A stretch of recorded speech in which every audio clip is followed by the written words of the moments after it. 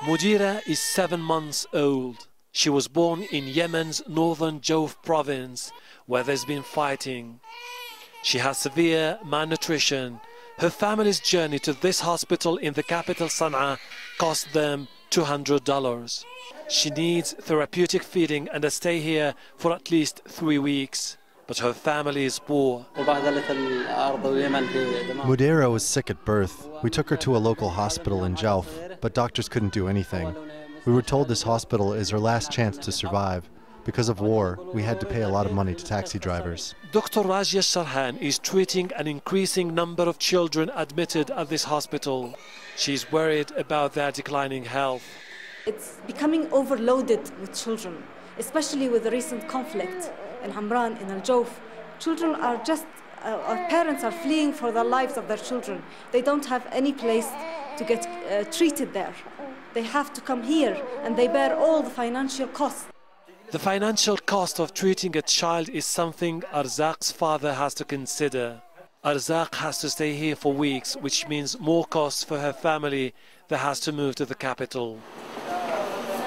But this isn't Yemen's only problem. Conflict and instability are hurting the economy. So millions of impoverished Yemenis rely on food donations. Price of bread keeps climbing. This creates further strains on us. Our income has been frozen for years, but the living standards are on the rise. Look at the bread we eat. It's smaller in size and more expensive. International aid agencies say they need $500 million in the next 2 years to feed 6 million people here. But with the continuing violence, aid may not reach those in need.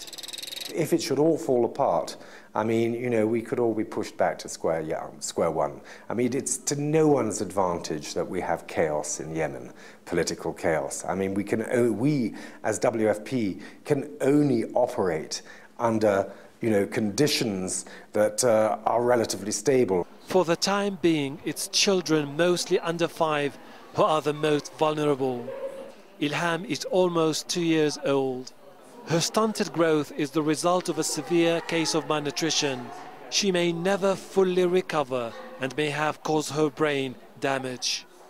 This is the only hospital treating malnutrition in the capital and one of the very few across the country. Thousands of families don't have the financial means to travel long distances to treat their children.